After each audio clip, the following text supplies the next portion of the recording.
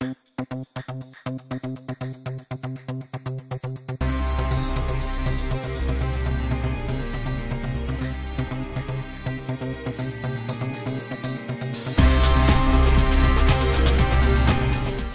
is Names Not Numbers? A number of you have come up to me and sort of said, it's very nice to be here, but what is this?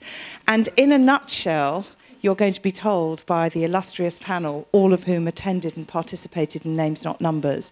But it is simply an opportunity once a year to hole up in splendid isolation in Portmeirion in the case of UK and in venues around the world, TBC, to think about the meaning of life, no more and no less, in very good company. And we did launch this report in New York last week, and that gives you a clue as to where we think we may do Names Not Numbers outside of the UK in the coming year or so. Here we are in the BBC Council chambers. We have Lord Reith looking down on us, and it occurred to me, those of us who work at the BBC, it's a sort of taken in with our first breath when we arrive at the BBC, that Lord Reith told us that our duty is to inform, educate and entertain.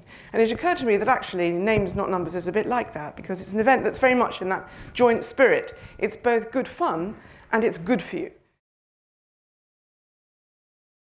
Because it isn't structured like a conference, because it's actually incredibly intimate. I don't mean it, I mean, I don't know if it led elsewhere. Nobody asked me. But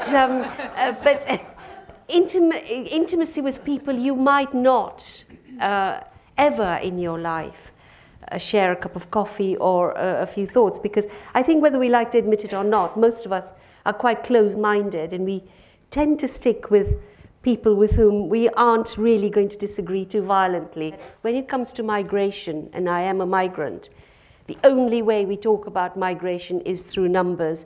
And so the show was really to humanize that. The most pleasing moment was to see the eyes of bankers welling up, to make a banker cry. Now, you know, this year was fantastic. It was just fantastic. But it really is unique. I've been to many events in my life, and many conferences, all of us in this room probably have, but there's something here which taps into the whole of you as a human being.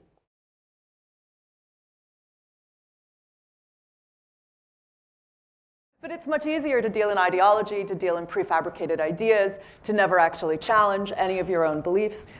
But if one does find oneself in a position of dispute, it can be highly unpleasant. I mean, highly unpleasant. You can feel really attacked. You can feel really targeted. And so to actually create a space where it is civil, where it was always good fun, and everybody, even when people were really disagreeing with each other, there was a sense of commonality and a sense of common purpose that kept it all. And there was a sense of kind of fair play. I mean, that people are willing to play by certain rules, and people weren't using cheap shots. There weren't personal attacks.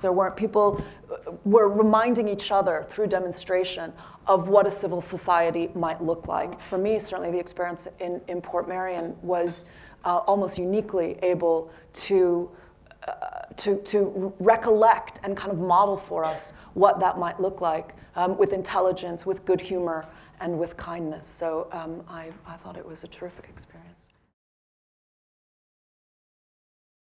In some ways, individuality, and that is at the core both of next year's the theme of the Portmeirion gathering, has had a bad press of late. I think because of its ugly sister individualism, which is kind of associated with greed and selfishness and a fractured and broken society. But I am slightly concerned that policymakers coming to say, as it were, to counter that kind of selfish individualism are actually going to damage individuality, and that actually we might all well become numbers, not names. So freedom of association, it seems to me, is a core thing to defend. This came to mind in a debate I did recently at the Tory party conference on the big society, when I had the temerity to mention that I couldn't think of anything worse than the big society's big lunch initiative, where we were told that we should all don paper hats, share home-cooked goodies and community jollity with our neighbours, which in my opinion is my idea of hell. I do like some of my neighbours, but not others. And I do want to be able to assert my right to opt out of Cameron's communities with oomph. I think there's a danger that policymakers think that this opting out is the equivalent of being selfish or antisocial behaviour. So I want a new slogan, which is, I'm a name, not a big luncher. The reason why it works in pulling even somebody as essentially grumpy and horrible as me into its more is that essentially what it is a form of unforced socializing, which allows you, over a period of discussion, it allows you to socialize through discussion about other things. I think that's what it does. It allows somebody like me to kind of relax through the business of talking through ideas. You could hear from Claire's presentation that essentially what she has to do before she can relax is give you a 5-minute speech about the state of Britain. Okay. But once she's done that, she's open for a discussion.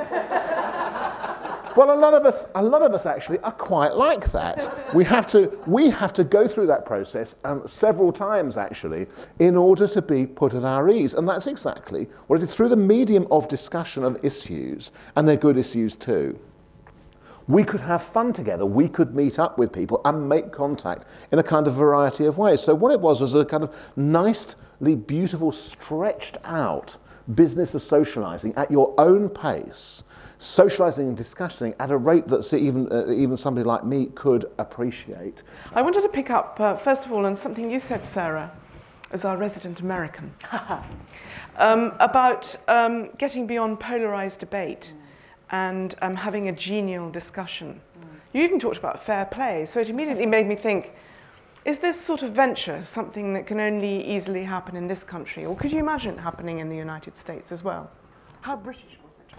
It seems to me that there is more of an organic sense of what it means to be British. That it doesn't seem to me that it's riven with quite the same kind of polarizing these different narratives about what it means. I think that what we need is precisely these kinds of conversations in order to rediscover what that shared identity might be and what a civil discourse might entail, to actually find those points of commonality, to emphasize a similarity that acknowledges difference rather than trying to override it or to ignore it altogether. As a Ugandan nation, friends who went to live in America within 3 months were calling themselves American. It took me, I think, till my daughter was born 18 years ago, whose father is English, to really say it in a natural way rather than a defiant way. So it's different. But in the end, I think there is a way that you can belong here because there isn't this pressure that you have to be American in a particular way. You can be yourself and still feel at ease. Maybe I'm talking as a Londoner. Maybe I am talking about London. But I certainly feel this is the first place in the whole of my life that I really belong. The other thing that we've tried to do with the Names Not Numbers is celebrate plurality, which is you do put a banker next to an artist, next to a writer, next to an academic. And I think that's something reasonably new in Britain, the idea that you can, in fact, get your commonality. Do we think of ourselves as more part of Europe because we're all sort of in this together? Or are we going to become more closed in and have more of a conversation with ourselves? Is there going to be a feeling that everybody, from bankers to welfare mothers, has to pull together because we are all part of the same country and we're all in the same mess together? Or will people become more polarized? And are we going to have to look a very long way away, across oceans, to places like China to look for solutions, or possibly even other models, bits of societies, things going on in India, Latin America, to try and work out what it is that we're going to become? Well, that's maybe far too big a challenge for one Port Merion. But that's where we're going to leave it this morning. There's still a little time to talk to each other, to talk to the panel if you'd like to. And our thanks very much to Names Not Numbers, to Julia Hobsbawm for gathering us here today. Thank you.